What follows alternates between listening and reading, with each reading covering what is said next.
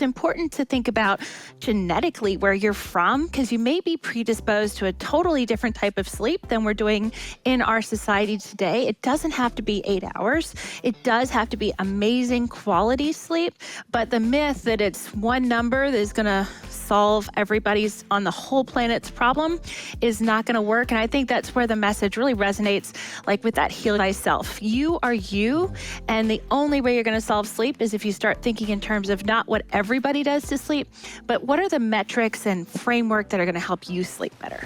Is sleeping 8 hours a night a myth? Absolutely. So 8 hours actually came about not because of some magical science. It actually came about during the Industrial Revolution when factory workers were fighting to have 8 hours off consistently. So like one block of time so they could sleep and go home and be with their families. And it kind of stuck. Lots of these numbers that we go by come from those kind of things. And when you were trying to study sleep, the one thing you could measure was how long someone was in bed versus when they were out of bed, because we didn't have all of the science and trackers and things that we have today. And so we got to this benchmark of 8 hours, but there's billions of us and we all sleep differently. And actually prior to the Industrial Revolution, most people slept in multiple segments called polyphasic sleep. So those naps, that siesta, the reason there's a word for siesta is because it's a thing and it's been done all over the world.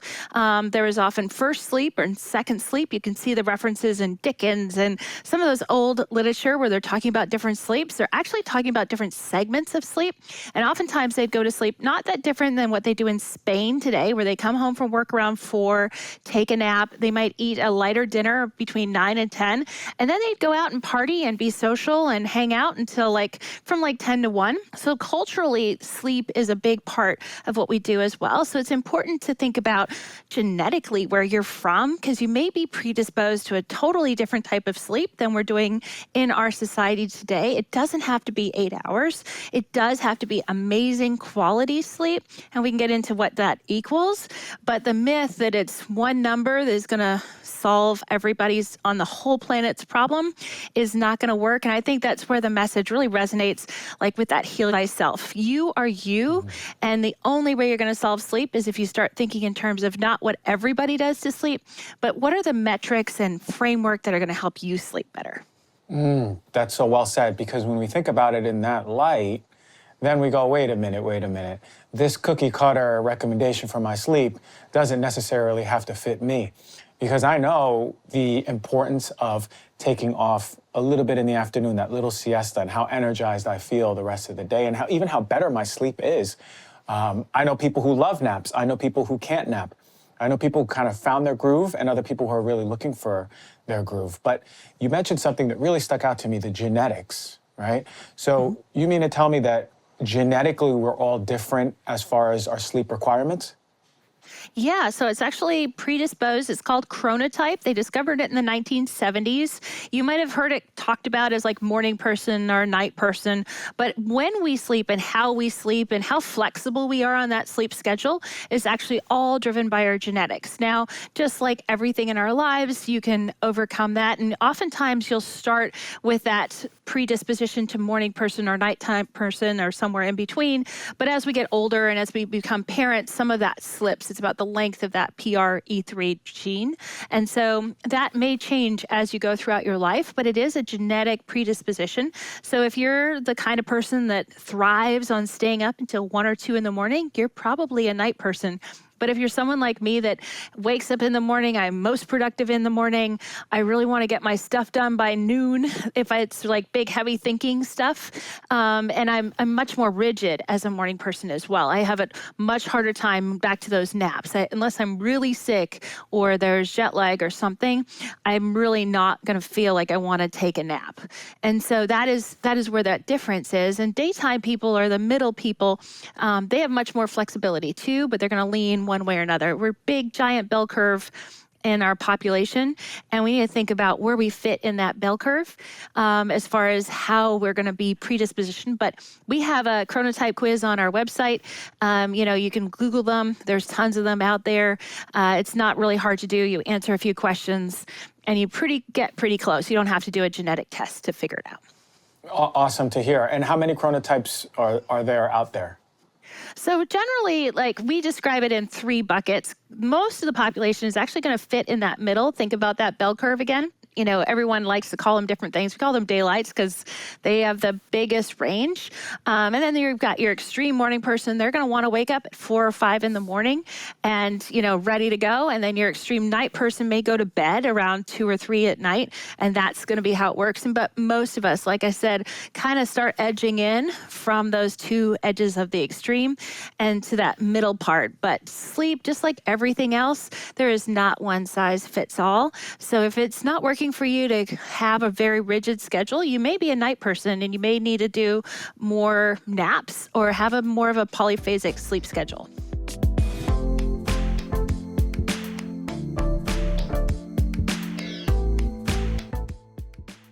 Let's talk about something I do for my health every day, something I actually enjoy doing too. That's the AG1 powder. I started taking AG1 because I wanted more energy, and now it's been about a year, and it's part of my daily routine. AG1 does not taste like the super healthy flavor that you're gonna expect. The really earthy, dirt-ish taste of all of these green powders, no. This one's a mild tropical taste. It's got a pineapple vanilla flavor, but what's in it? In one scoop of AG1, you're absorbing 75 high-quality vitamins, minerals, whole food source superfoods, probiotics, and adaptogens to start your day right. AG1 is a small micro habit, and it's got big benefits. It's one thing you can do every day to take care of yourself. And you know that here on Heal Thyself, we are so devout to making sure we only have the highest quality partnerships. AG1 is one of the best ones out there, and as a huge plus, they're focused on sustainability. Just one scoop of AG1 and a cup of water every single day. That's all you need. It's how I do it in my mornings. To make it easy, AG1 is going to give you free 1-year supply of immune-supporting vitamin D and 5 free travel packs. With your first purchase, all you got to do is go to athleticgreens.com/healthyself. Again, that's athleticgreens.com/healthyself to take ownership over your health and pick up the ultimate daily nutritional insurance.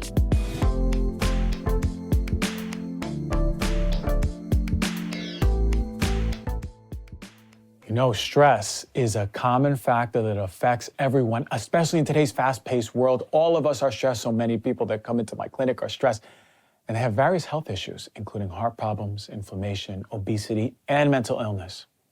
Now, while most of us are focused on finding relief through things like going to the spa, taking a nice bath, meditation, there's actually a very important key nutrient that you need to make sure that you're modulating, bringing down, and balancing your stress levels. That mineral is magnesium. And my favorite supplement is Magnesium Breakthrough. It's the ultimate magnesium supplement because it offers a full spectrum of all 7 types of magnesium. It's specially formulated to get into every tissue of your body for maximum health benefits. It's a one-of-a-kind product, and it's designed to reverse low levels of magnesium, which could be the multitude of health problems for so many people. Over 70% of us don't have enough magnesium. But what sets Magnesium Breakthrough apart is its ability to impact the release of stress hormone like cortisol, right? It's blocking the activity and stimulating more of those neurotransmitters that are putting us in a peaceful and rested state. What this means is that this supplement helps put a brake on your nervous system's hyperactivity, helping you calm, soothe, and promote better quality overall life. A lot of us need to slow down. Magnesium is my favorite thing to take. Simply go to magbreakthrough.com/DRG. Get 10% off of Magnesium Breakthrough with DRG10. This is a limited time offer for select orders. Don't wait. Go to magbreakthrough.com/DRG or use the code DRG10.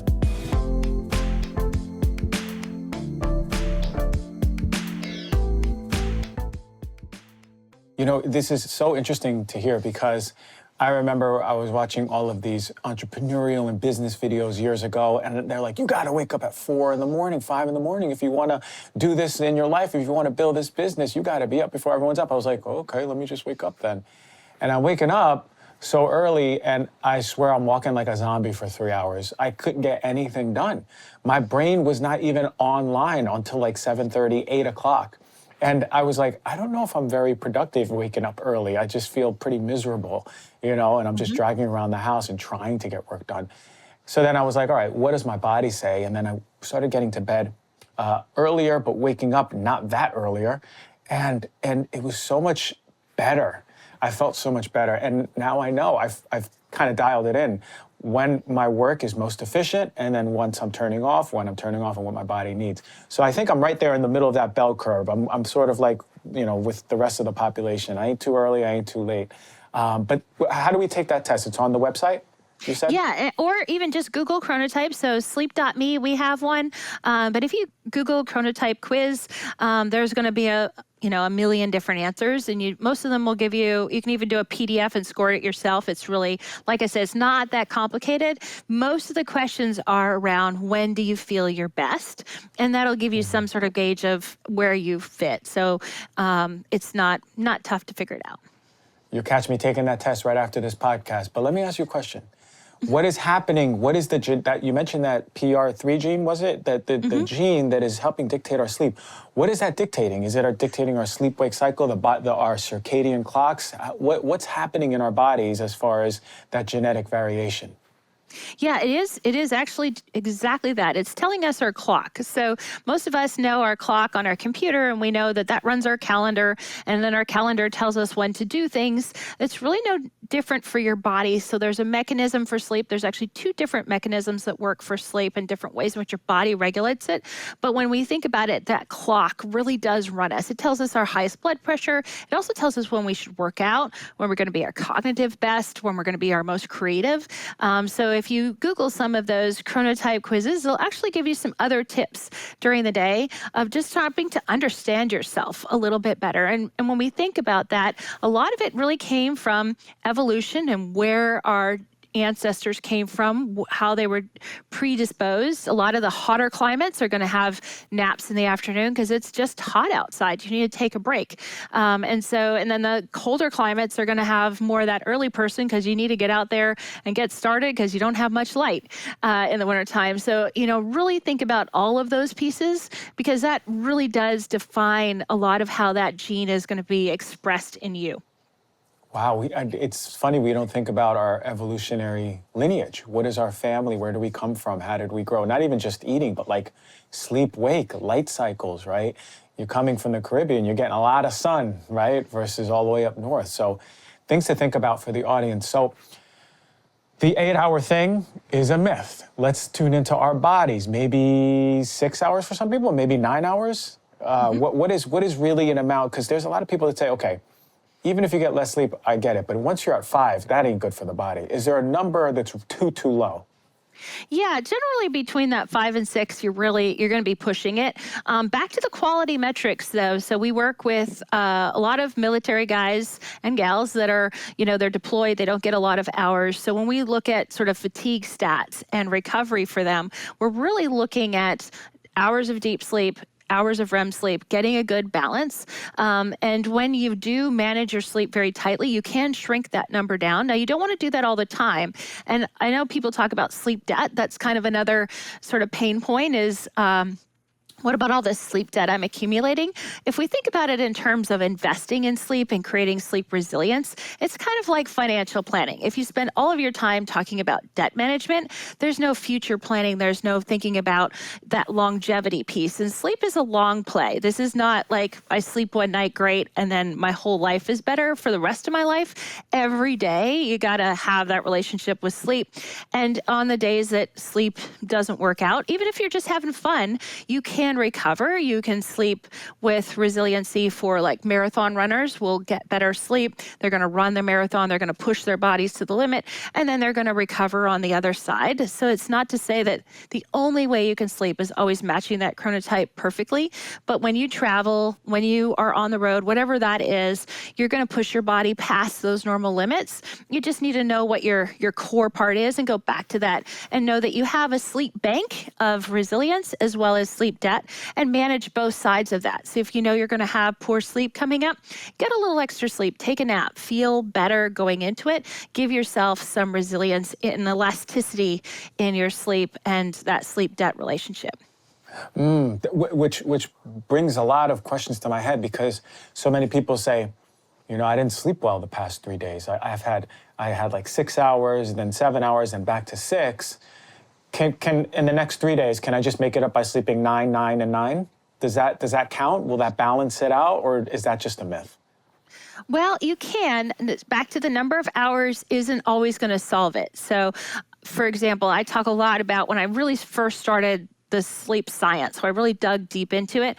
I was wearing multiple trackers, measuring things multiple ways. And so there's multiple types of sleep that you get throughout the night. That's that deep sleep and REM sleep that I talked about. There's also light sleep, but you want to still get a good balance. So I would spend often 9 hours in bed, tossing and turning and not getting great sleep because I didn't understand what the different types of sleep needed, what was going to functionally push me to get that better sleep. Because once you're unconscious, you kind of like, don't think about it, right? You're like, I'm just tossing and turning, it's done. There are things you can do during the night. There's things you can do during the day. If you set up sleep for success, just like a workout program, your workout may be 30 minutes, but you're setting yourself up for success if you have a plan for that workout program. Sleep is not any different, or diet, or whatever those pillars of health are. You have to have a plan for it. And if you set it up, yes, you can recover, but don't just think because I slept in on the weekend that it's all the same sleep, because deep sleep tends to be the first half of the night. REM sleep tends to be the second half of the night. And again, if we're talking about entrained to that clock, just because you went to bed at 3 a.m. and then you slept till noon, you're not as likely to get deep sleep. So it's not quite all the same of, well, I'll just get 9 hours. So you need to be cognizant of, well, if I skip the first 3, that means I got probably no deep sleep. I may have gotten better REM sleep, but I probably got not great sleep for that amount. So I need to make sure that I'm still finding the balance in what I'm getting. And we work with shift workers and athletes that travel all the time. So you can get deep sleep. It's just making sure that you don't just assume it's going to happen. It's a little bit like a unicorn of sleep, and you got to plan for it a little better. Oh, I see. So because a lot of people do that, right? They go, I'm going to go, I have this schedule during the week, and then I'm going to party during the weekends, and maybe on Saturday, Sunday, get a deep sleep 10 hours. Wow, I feel better. But really what you're saying, it's getting that deep sleep. Now, how are we not able to get that deep sleep if we're going to sleep at 2 a.m., 3 a.m.? Are we skipping a window? Is that what I'm hearing? Or what's happening that we can't get that deep restorative sleep? Yeah, so we need to rewind just a little bit back to that evolutionary part of sleep. So sleep is really old. Even organisms that don't have brains sleep. So if you don't have a brain and you don't know when you're supposed to go to sleep, how do you know, right? What triggers that sleep-wake mechanism? It turns out your environment plays a really big role in that. And I know people have heard about blue light blocking glasses and light, and we'll talk about the chili pad and temperature. It turns out those are really big factors. Also sound and smell, any of your senses are going to be really big triggers for sleep, because sleep is in the old part of your brain, not the new part, not that like old as in evolutionary old, not new as in, your age. It has to do with the basics. So if you didn't have a brain, how do you fall asleep? When it gets dark and cold out, that's when you're supposed to go to sleep. That's the release of melatonin that's triggered automatically in your body. So people take melatonin, they may have heard of that. That release automatically happens. There's something called a sleep switch, and that is triggered by a change of temperature and a change of light. So as that light changes and as the temperature changes in our body responds by actually having a lower core body temperature in the middle of the night by 2 degrees. Now, 2 degrees doesn't sound like a lot, but think about when you're running a fever, 2 degrees sucks. So 2 degrees in the middle of the night when you're supposed to be getting great sleep is actually a pretty big difference for your body every single night to be that much colder. And deep sleep wants that cold. It wants to feel like you're going into the valley of that 2 degrees temperature cooler. And when I say cold, it doesn't have to be freezing. You don't have to sleep on a slab of ice. Your body is 98 degrees. So you want to make sure that it cools. You want to make sure that it is able to cool off. So if you have a foam mattress and lots of blankets and your body can't cool off, then it won't get colder and you won't get deep sleep. But if you can trigger your body to get colder and still go into that valley, you can kind of trick it into being, yes, it's the first half of the night when it's getting dark and cool. It is 10 o'clock because it's 10 o'clock because it's darker and cooler. You can trigger your body to flip that sleep switch. And that's what we do with our shift workers or athletes to help them get that deep sleep, even if it's not that ideal time. So if you go to bed at 3, make sure it's super dark and stays super dark, and make sure it's as cold as possible, because that's what your body thinks is happening during that time. And you might be able to trick it into getting that deep sleep. And that's what happens when we're basically retraining our bodies to look for that deep sleep. And so many of us sabotage that without even knowing, right? We talk about light, and I want to go into that, or the artificial light, and then the temperature changes and what's sabotaging that.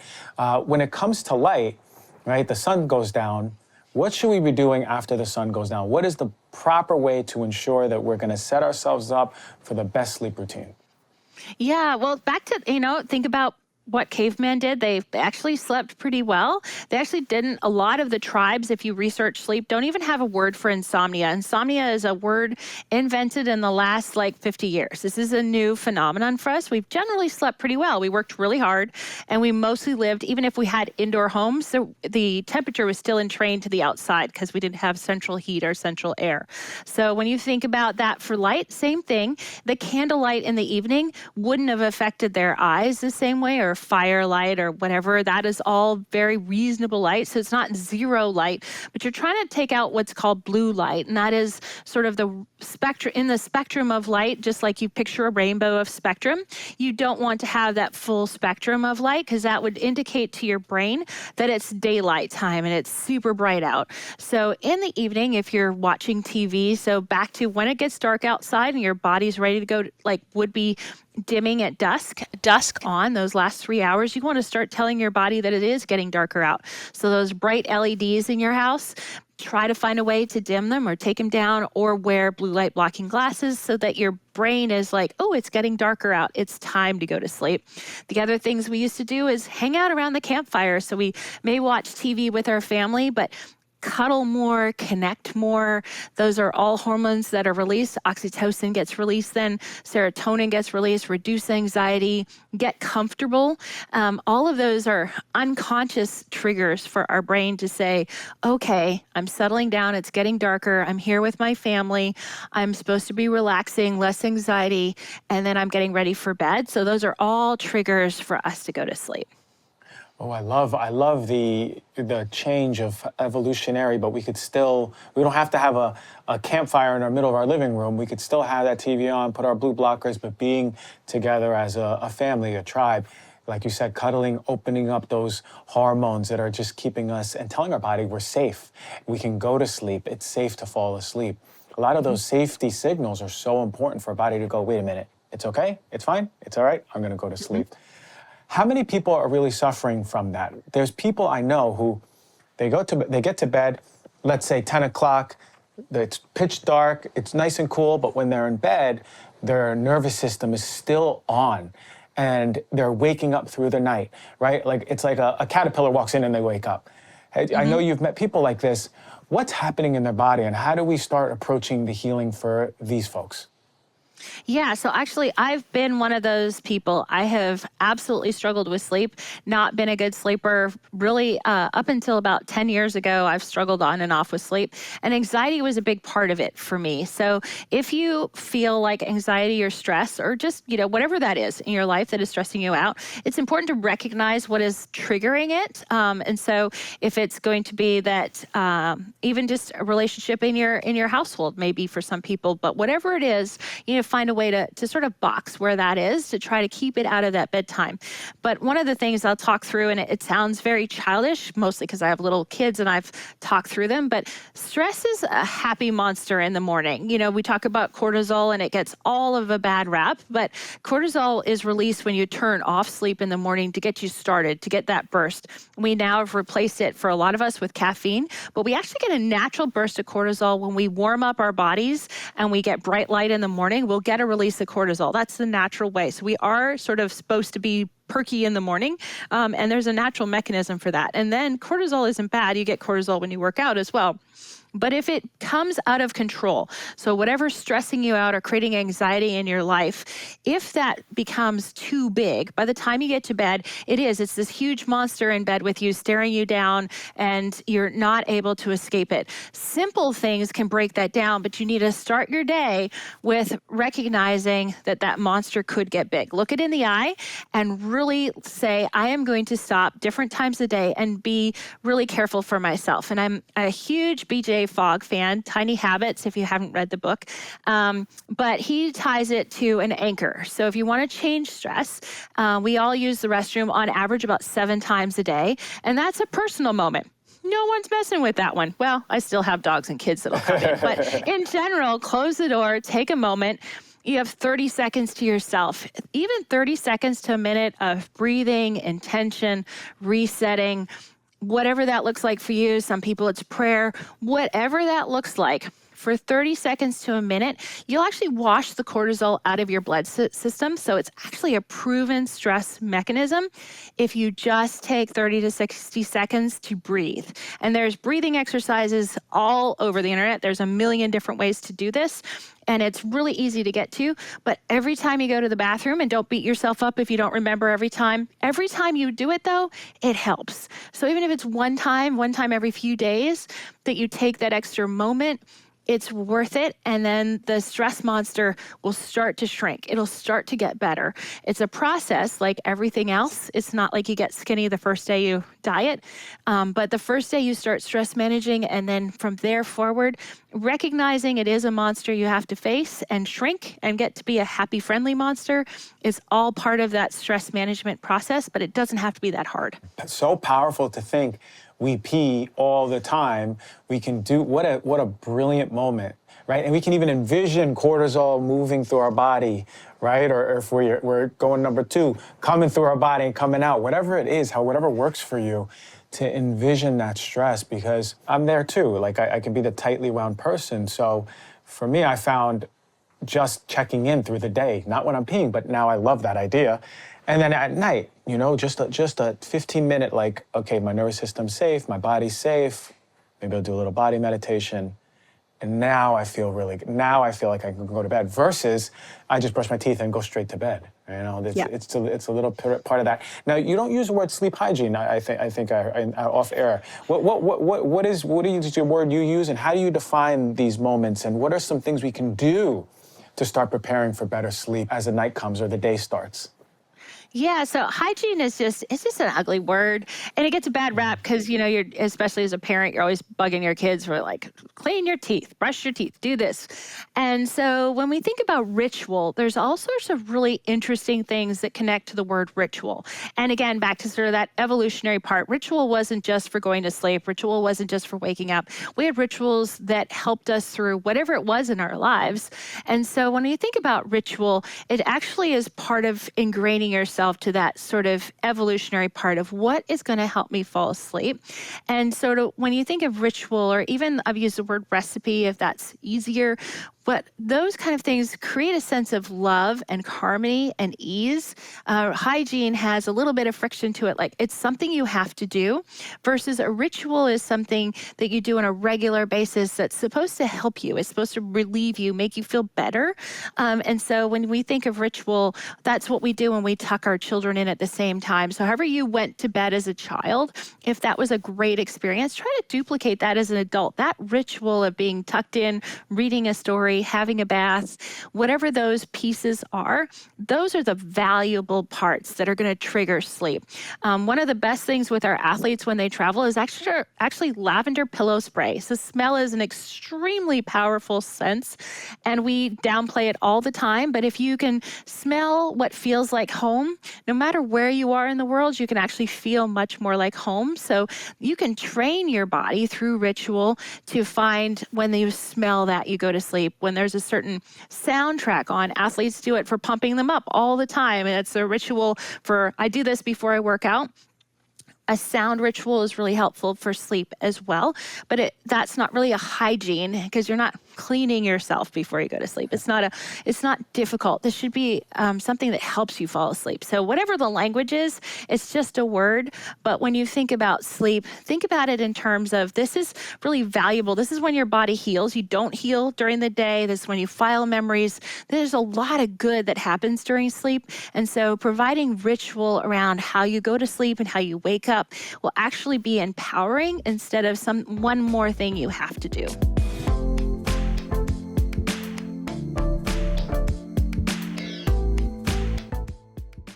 Now, up until now, there hasn't been very many supplements on the market that help support your mitochondria, really helping flush out the old damaged mitochondria, mitophagy. And I discovered a new compound called urolithin A. I was super intrigued because it's derived from pomegranates, but it's very hard, nearly impossible to eat that many or drink that much pomegranate juice to get that scientifically proven therapeutic dose. Now, this is where MitoPure comes in from Timeline Nutrition. They created 3 easy, delicious ways to get in your daily dose of 500 milligrams of urolithin A That supports your mitochondria, and the product is called MitoPure. The way that I take it is the soft gels for travel. It's in this beautiful frosted glass. I use it everywhere, not only for travel, it's in my pantry. I take it every morning. This particular supplement has been studied in randomized controlled trials that showed in older populations there's been an increase of muscle strength and muscle endurance. What I notice, it's one of the best things for sustained, clean energy throughout the day, not like the peaks and valleys that you're experiencing with a lot of these coffee drinks. So MitoPure is the first product to offer a precise dose of urolithin A to upgrade your mitochondrial function. The benefit of this increased cellular energy is an improved overall energy, muscle strength, and as I mentioned, endurance. Timeline is offering 10% off of your first order of MitoPure. Go to timelinenutrition.com/DRG and use the code DRG to get 10% off of your order. Again, that's Timeline Nutrition, TimelineNutrition.com/DRG. I recommend trying their starter pack with all 3 formats, see which one you like.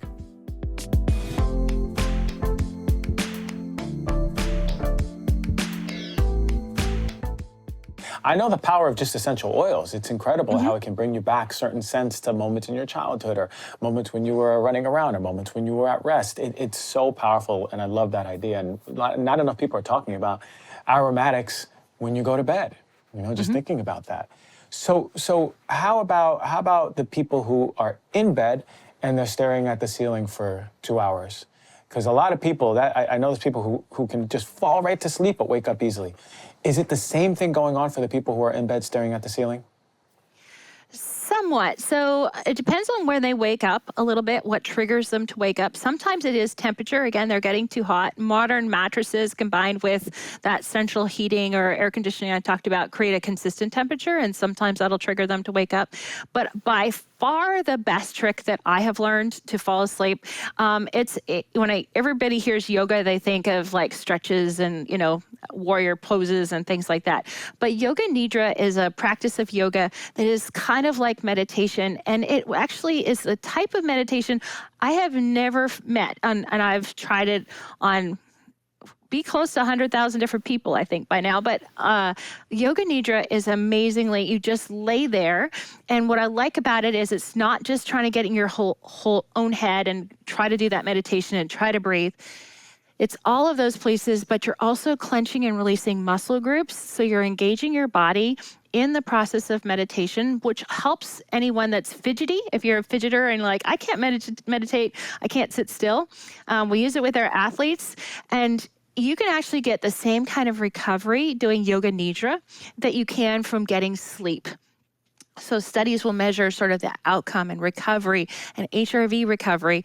And if you can't sleep, I just put Yoga Nidra, because hotels for me can be awful. And I will put Yoga Nidra on repeat. We've got some on our site again on sleep.me, but there's YouTube, Google, you'll find Yoga Nidra meditations. Pick one you like, pick a voice you like, put it on your phone, have it as a soundtrack. But you can play that over and over again for those 2 hours and just lay there and be resting. That's the most important part of sleep. Back to that 8 hours. We put so much on this sleep thing on how to be perfect. And if you're a type A, you'll never get a perfect sleep score on those darn sleep trackers. You're never going to get exactly 8 hours on the button. Even if you get 7.56, whatever it is, you're never going to get the exact numbers. Let that go. Sleep is about exact recovery, feeling good for you. A good recovery means you feel like you have superpowers in the morning. You should wake up feeling like, oh my gosh, that was great. Everybody's had at least one of those in their life where they get out of bed and are like, that worked. That was amazing. That's what you want to have. That's the ideal. That's the 100%. That's the amazing. Once you have that, you have your measuring stick. Don't measure against anything else. I love that. I love that. Just measuring within yourself, right? Because jumping out of bed and feeling like you want to tackle the world is the best feeling. And a lot of us, unfortunately, that's few and far between because we're suffering so much with, like we said, artificial light, right? Not connecting, not feeling safe, being anxious throughout the day. Oh, and then our hormones are a mess before bed. So these interventions so important. We talked about temperature a little bit, and I want to ask you then, and I want to talk about ChiliSleep, aside from that, what about the room temperature? Is there a specific number that we need to be turning down our heater too. Okay, so this one is back to the 8-hour myth is kind of a pet peeve because everybody is different. And the temperature of our body is 98 degrees. And so when you talk about ambient temperature, as a scientist, there's so many variables between what happens at that ambient temperature and your body that it is really hard to give one temperature to set the room. Because if your bed is made from foam, that foam particles, what they do is those little bubbles that absorb your pressure and make it feel really comfortable, also absorb heat. And then when they get too full and the bubble can't hold anymore, it pushes the heat back into you. Ironically, the middle of the night when you're trying to be coldest. So the mattress has an effect. How many blankets and pillows and sheets are on there? We talked about spouses. My spouse, my co-inventor, he can put off heat. Like you can feel it coming off his body when he's asleep. Okay. It's like a heater. He could like be put out as a service. But there's so many things. What you need to think about is your body, in order to achieve 2 degrees colder, has to be able to get to thermal neutral, which means it's able to put that off and the room is neutral, to cooler. So think about what are all the things in your bed. Really do a survey of how do I sleep? What do I need to sleep? And that will help you give you the right temperature. But back to the broken part of once we're asleep, we don't really measure temperature from a comfort perspective. We're measuring temperature from a brain as far as what kind of sleep we should be getting during that time, and we're matching it to the circadian rhythm.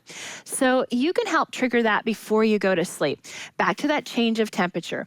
And we're going to talk about a bell curve because everyone's like, well, I don't know if I want to get cold to fall asleep. So one extreme is people can actually put on socks, and they're like, well, putting on socks or having a warm bed, that triggers me to go to sleep. So if you warm up your outside layer, that'll actually force your core body to start circulating its temperature because you're actually too hot. Think about at that point, you're actually increasing circulation by warming up. And so that'll actually help cool you down. Now, that's some people. Now, the other extreme is people will need an ice bath. So I work with Terry Walls, who has MS. So she has extenuating circumstances. A lot of people in disease states like MS really struggle with getting to sleep because of that circulation part.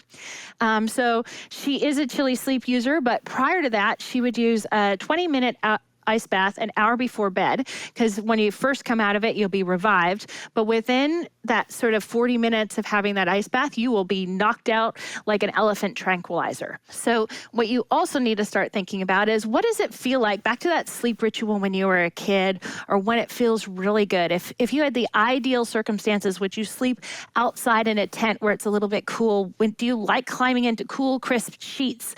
Or do you want to climb in and warm up first? Those will all be questions you can ask yourself to say, okay, what is that ideal temperature? Because I used to sleep really wrong, even with my chili pad, because I was like, oh, I'm supposed to sleep cold, but I like to warm up to fall asleep. So when I go to read a book, I have my chili pad on warm, I warm up my body, and then 20 minutes from falling asleep, I lower that temperature because I'm no longer measuring in my brain that comfort setting, and I'm able to get really amazing sleep. And then I also warm up then as well in the morning. So it's kind of a complicated answer, but it's sort of like chronotype of what time should you go to bed and how many hours do you need. It's going to depend a little bit on you.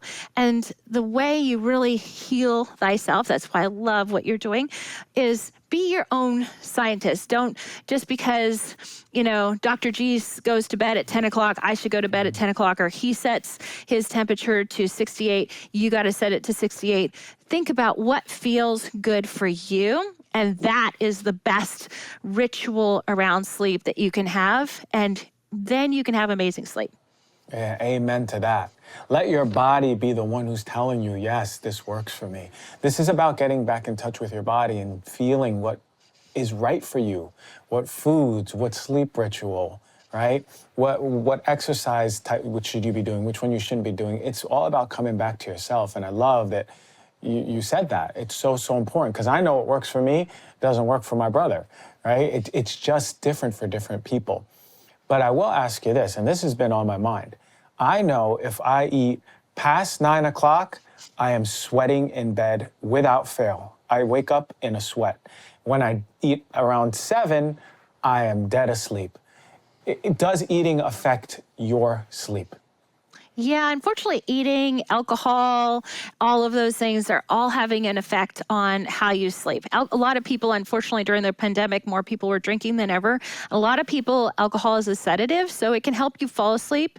If you're anxious and sort of feeling stressed out, you'd reach for the alcohol and it'll help you fall asleep. The problem with alcohol and food with bed and trying to go to sleep is it increases your metabolism because your body has to work through that, either digesting the food or getting rid of the alcohol as a poison out of your system.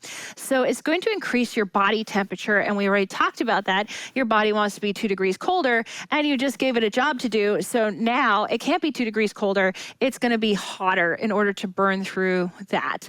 I will say my best fix, because I love hacks and we work with a lot of athletes. So if you do have one of our products, especially the Doc Pro, just crank it down colder when you go out drinking or if you're eating late, because we can't all avoid that. Sleep is ultimately a huge buzzkill. It's the party pooper. You know, who wants to go to bed at 10 o'clock and stop eating at 6 o'clock and not drink ever? But if you do that, really think about turning down your temperature. Maybe that is when you are a little more careful, even having a cold shower before you go to bed, making sure you're doing everything you can to still reduce that metabolism effect, and you'll still be able to get great sleep. You just have to have the right hacks for it. But it is going to affect your sleep if you don't be careful that way. So you heard it here. If you're eating late or you've been drinking, take a cold shower, put your air in your house down. If you got the chili, put it down to at least try to negate that heating up. And that's what happens with me. 9 o'clock, I eat, and then middle of the night, I always wake up sweaty, always. And Yeah, I'm just like, crank it down colder. Just crank it down colder. Nice and colder. I love that. Is there any other hacks that we didn't mention here that have been really powerful in your work with athletes or just your work with people in general that we haven't mentioned here? You know, I think the biggest one, if we've kind of talked around it, is that sleep is a primitive part of who we are. And so as we get older, the 20-year-old sleep that most of us could sleep pretty well, even gets harder and harder as we age. And really think about sleep in terms of your best retirement plan ever. So every disease of the elder, every single one is attached to lack of sleep. Every mental illness has comorbidity with lack of sleep.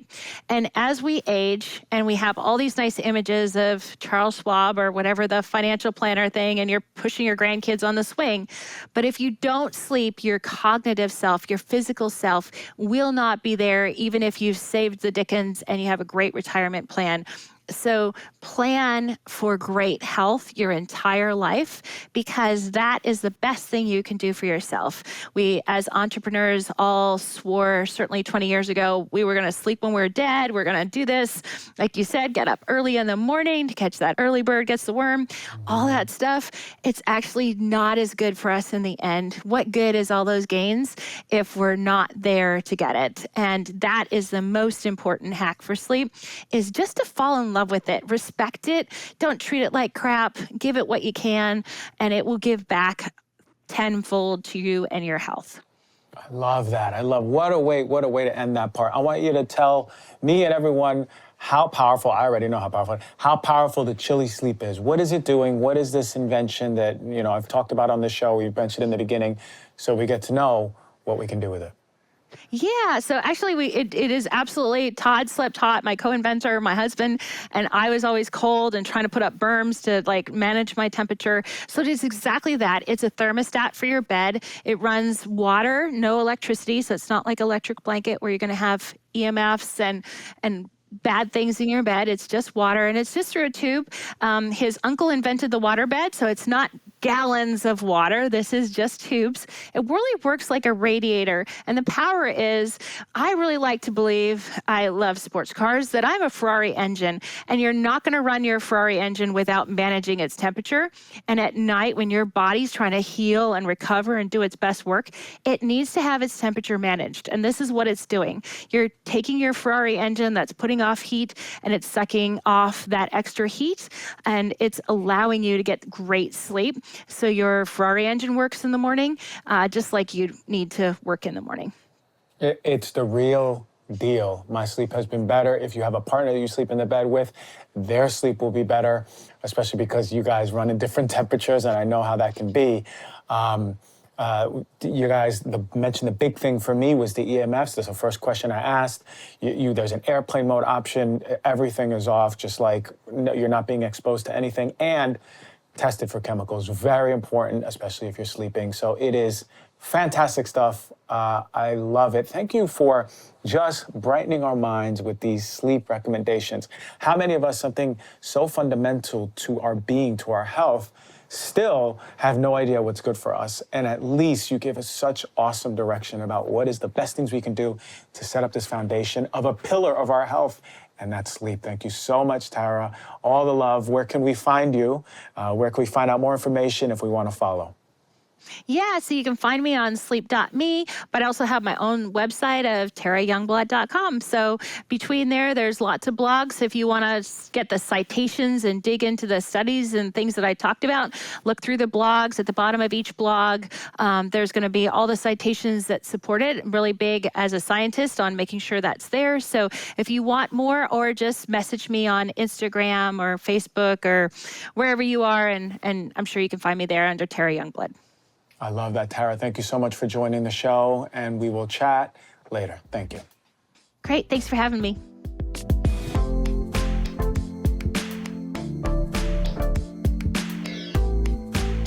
So since the rise of social media over the past few years, there's been an explosion to accessibility of proactive and alternative health interventions.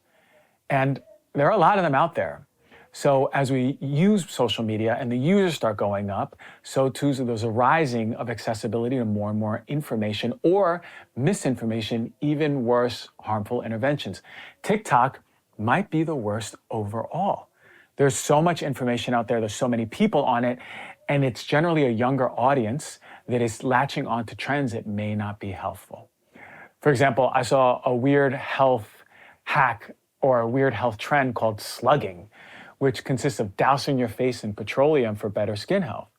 Now, this trend is failing to mention that petroleum jelly is derived from, well, petroleum. And that brings an increased risk of exposure to harmful byproducts, for example, benzene, which is a carcinogen, a big problem. So today, like I do every once in a while, I'm gonna go over the hottest health trends on social media. This is gonna be part one, because there's so many of them. We're gonna break it down to 6, and then the next week, Knowledge Bomb, we're gonna go over the other 6. And I'm gonna give it a stamp of truth or myth on this review of TikTok trends. What will we review today? We're gonna go over rice water for hair growth. Is that even real?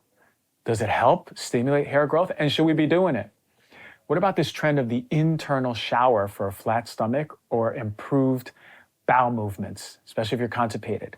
What is the internal shower? Is it safe? Should we be doing it? You ever heard of oil pulling? That's ancient, but so many people are being put onto it now on TikTok. Is it real? Should we be doing it for our oral health? What about bone broths? Now, this has been out for a while. To me, it's not a trend, but now it's trending a lot on TikTok. Should we be doing bone broth? Nature cereal, what is it? Is it healthy? Should we be doing nature cereal, giving it to our kids? And lastly, cycle syncing. What in the heck is a cycle sync, and is it real? So we'll be going deep into these TikTok trends. Rice water for hair growth. Does this TikTok trend actually work? When you go on TikTok, you're gonna see over 170 million hashtags on just rice water for hair growth. Now here's a lowdown. What does it look like? Well, basically you steep rice water for up to 3 days and then you saturate the hair. You leave it in for a certain amount of time and then rinse it out. Now that sounds fairly easy, good for beginners, low level of entry, but does it work scientifically? There's not any studies on rice water equating to hair growth. With that said, rice water can have some minerals, proteins, vitamins, and these can help strengthen your hair theoretically. But it's unlikely to get into the follicle. With that said, there is some intriguing info on rice bran extract though. Not much on this at all either, but I did find a research study in the Journal of Food and Nutrition Research. And the thing is, they didn't use rice water, but they used a mineral extract from the bran. And the extract was rich in minerals and cleared of contaminants that are found in rice. So some of the minerals that were found are silica, calcium, magnesium, potassium, sodium, and phosphorus, which are going to be essentially helpful for hair strengthening in general. What did they find in this study? That this rice bran extract may prolong the anagen phase of hair growth. That is the growth phase of your hair. And it increases type 1 collagen, fibronectin, ALK-Phos, alkaline phosphatase, which is correlated with hair regeneration, type 4 collagen, versicin, which is an indicator of hair follicle formation through the activation of certain pathways. This is a good thing. In addition, it was shown to reduce the expression of certain inflammatory pathways, mostly interleukin pathways. And this was seen in cultured dermal papillae cells. So what does that all mean, the scientific part? Basically, this rice bran extract did get to the follicle and actually did promote hair growth and reduce inflammation. So what's my final take? Rice water for hair loss is a myth. It may theoretically strengthen your hair, but it's not going to grow it back. Rice bran extract is very intriguing. More studies are needed for consistency, especially in humans, but there may be truth to this one. Regardless, both interventions would be considered safe, but talk to your doctor first. Have you done this internal shower drink for a flat stomach and better bowel movement? This is claiming to be the remedy for constipation all over TikTok with over 100 million hashtags. That's crazy. So basically, it's 2 tablespoons of chia seeds in a glass of water with a squeeze of lemon. You let it sit, and then you drink it down as fast as you can in an effort to get things moving. Will it help with constipation? Well, yeah, for the most part. There's about 10 grams of fiber in an ounce of chia seeds. 2 tablespoons is an ounce, so you're getting a quick shot of fiber. The average American gets 15 grams of fiber a day. It's half of what is recommended. Chia seed is soluble fiber, so it attracts water, bulks up, and will create more bulk in the stool.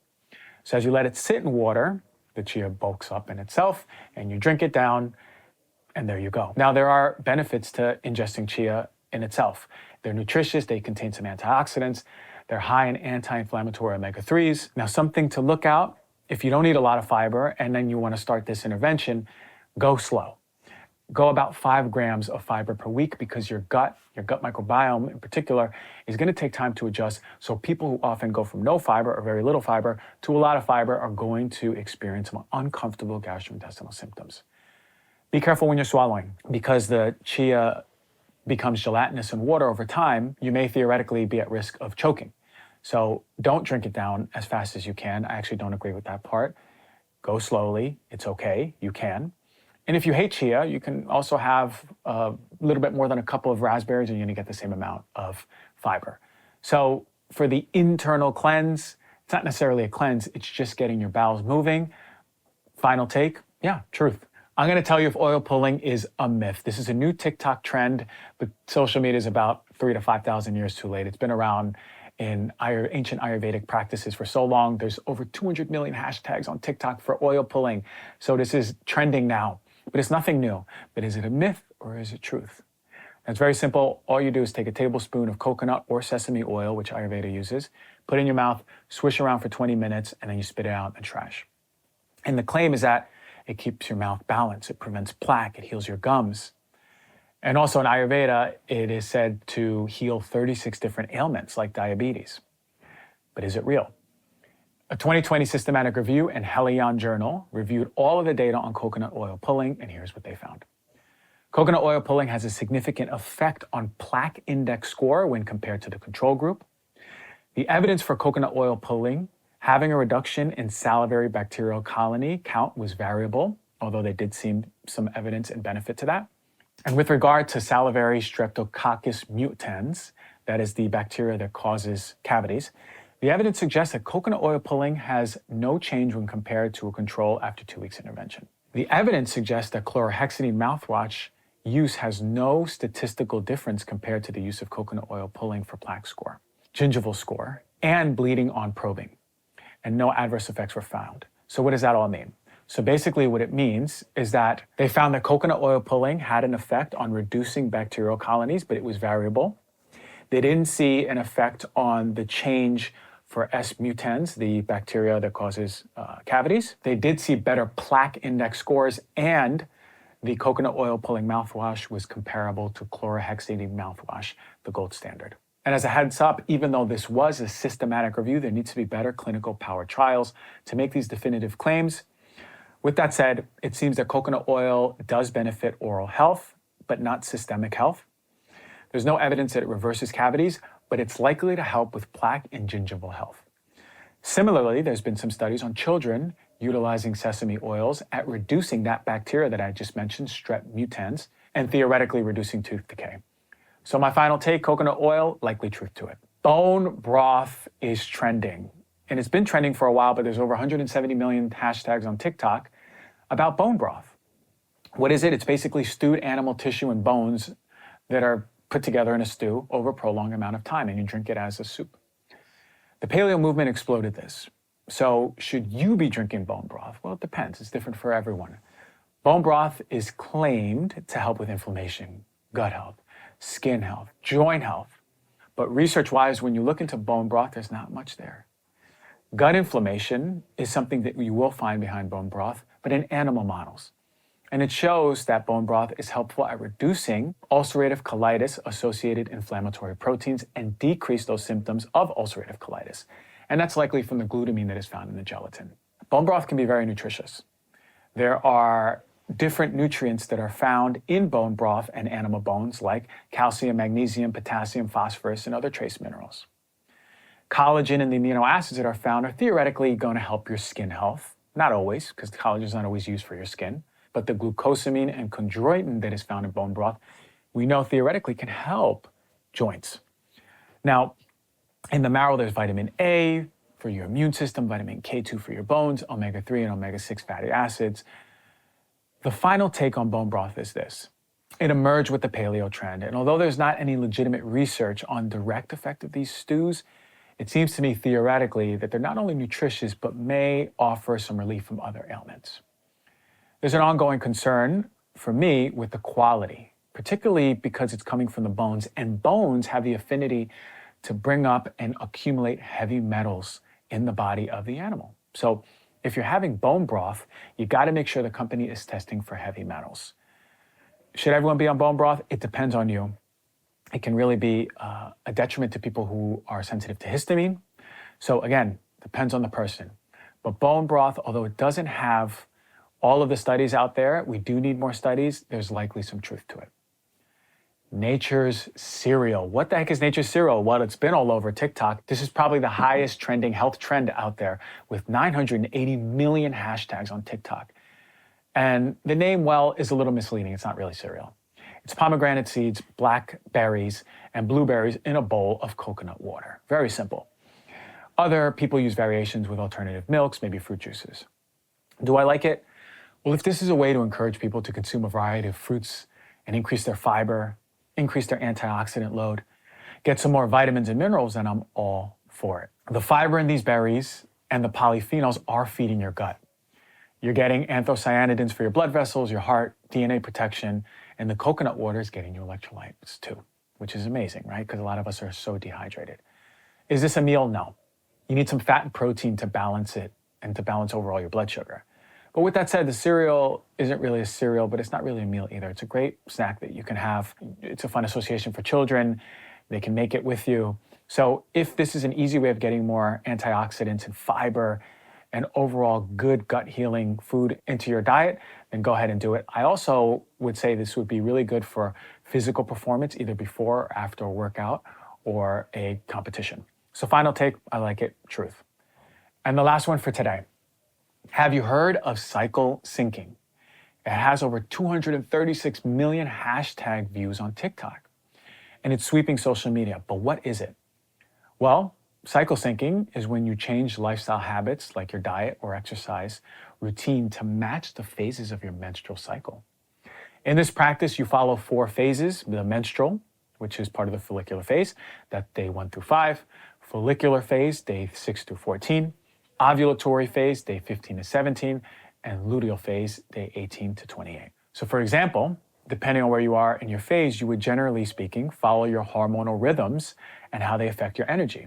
So for fitness, there's different type of workouts that can be done based on the demands on where you are on your cycle. So this cycle syncing recommends actually resting during your menstrual phase, hiking or light jogging during the follicular, doing more physically demanding workouts during the ovulatory, and strength training or Pilates during your luteal.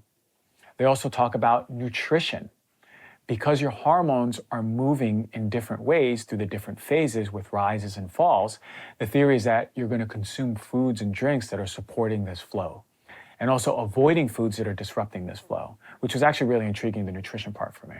Now, look, everyone is different. People have their own unique cycles, but I like the idea that this brings more intentionality for women to connect with their flow, their energy, and their nutritional yeses, and what to avoid, and even their libido rhythms.